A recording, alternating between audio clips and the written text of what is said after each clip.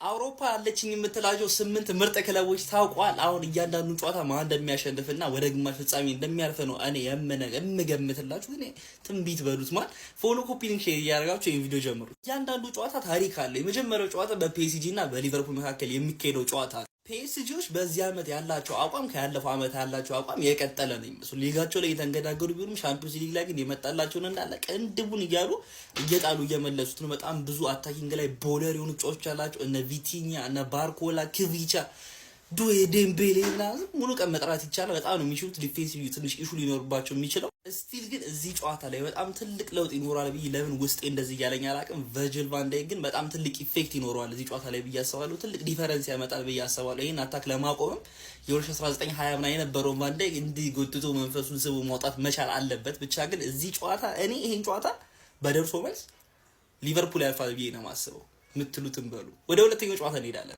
ባየር ሙኒክ ከሪያል ማድሪድ። ይሄ ጨዋታ ማለት የ2012 ፕራይም ሪያል ማድሪድን ሻምፒዮንስ ሊግ እንዲያሳጣ ያረጋ የባየርን ቲም ጋር የተገናኙበት ጨዋታ ነው። ሞሪኒዮን ማለት ነው እየጨፈረ ካልሆነ በዚህ ፖዚሽን ማየት ከባድ ነው። የዚህ ቀን ፔናልቲ የመቱት ሰዎች ራሱ ፔናልቲ ይስታሉ ብላችሁ ማጠብቋቸው ሲያርሰ በዝቷል። የዚህ ቀን አይ ቲንክ ሰርጂዮ ራሞስ ስቷል ምናምን ነገርና ሞሪኒዮ ያሉት ራሱ በቃ እድላችን ስላልነበረ ነው። ከዚህ በኋላ ግማሽ ፍጻሜ ሞደቃቸውን ተከትሎ ሻምፒዮንስ ሊግን አመጣላቸዋለሁ ብሎ ሲያረሰበን ማለት ነው የባየር ሙኒክ የሶሻል ሚዲያ አድሚን እስኪ ሰለቸው ስሙን አልጠራውም እስኪል ድረስ ቅጥቅጥ አድርጎ አሸነፉ። የሚገራርም ታሪክ የተሰራበት ጨዋታ የሆነው በሚያሳዝን ሁኔታ ግን በአሁኑ እኔ ሪያል ማድሪድ ያልፋል ብዬ አላስብም። ፐርሰናሊ ይሄ አታክ ለማንም ሃንድፉል ነው፣ በጣም ከባድ ነው ማለት እና ደግሞ ይሄ የማድሪድ ዲፌንስ ላይክ ጥፋት አለበት፣ ጉዳቶች አሉበት ምናምን ነገርና የኬን የኦሊሴ የሙሲያላ ምናምን ነገር አታክ ይችላል ብዬ አላስብ። ስለዚህ በዚህ ጨዋታ እኔ ባየርን ያልፋል ብዬ ነው ፐርሰናሊ የምገምተው። ወደ ሶስተኛው ጨዋታ እንሄዳለን። ባርሳ ከአትሌቲ ቅርብ ሰዓት ሪሞንታዳ እየተባለ ሪሞንታዳው ባይሰራ ነገር ግን የሚገርም ፍጥፍጥ ያየንበት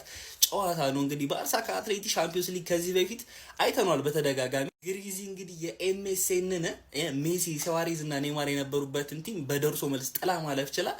ፍጻሜ ላይ እንግዲህ ማድሪድ ነበር የላጣቸው። በአሁኑ ኮፓ ዴላርም እንግዲህ 4 አግብቶ ባርሳ 3 ማግባቱ አይረሳም። የአሁኑ ጨዋታ ግን ታሪክ የኮፓ ዴላሪ ይሆናል ብዬ አላስብም። ባርሳ ያን ጨዋታ በደንብ ትምህርት ወስዶበት እንደሚገባ እርግጠኛ ነኝ። ራፊኛና ላሚን ማለት ነው እዚህ ጨዋታ ላይ ገና ከፈርስት ሌግ ጀምሮ ድብደባ የሚጀምሩት ወረስት በቃ አይታችሁት ማታውቁት አይነት ሎ ብሎክ ደግሞ ከአትሌቲኮ ማድሪድ ያላችሁ ብዬ አስባለሁ። ስቲል ግን ባርሳ ያልፋል ብዬ ነው ማሰብ። ይሄን ጨዋታ አራተኛና የመጨረሻው ጨዋታ ደግሞ የሀያሉ የተወዳጁ የኛ ክለብ የአርሰናል ከስፖርቲንግ የሚያደርገው ጨዋታ ነው። ይሄ ጨዋታ የረሳሁት መስሎ እኔ ይሄን ጨዋታ በተአምር ብትገለኝ ያረሰውማ። ይሄ ጨዋታ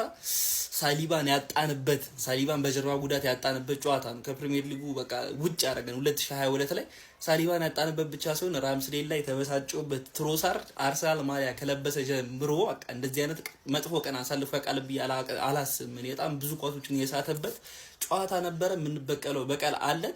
ሪላቲቭሊ ከሌሎች ጨዋታዎች የሚሻለው እኛ ነው። ግን ሻምፒዮንስ ሊግ ላይ ይሄ ቲም እንደዚህ ነው ይሄ ቲም እንደዛ ነው የሚባል ነገር እንደሌለ እያየን እንገኛለን። ቢሆንም ግን የሚያልፈው ቡድናችን አርሰናል ነው። ግማሽ ፍጻሜው ቦምባስቲክ እንደሚሆን ጥርጥር የለኝም። ሩብ ፍጻሜውን ስናልፍ ከባርሳ ጋር በስማ ፎሎ ኮፒ ሊንክ ሼር እያደረጋችሁ ይመቻችሁ።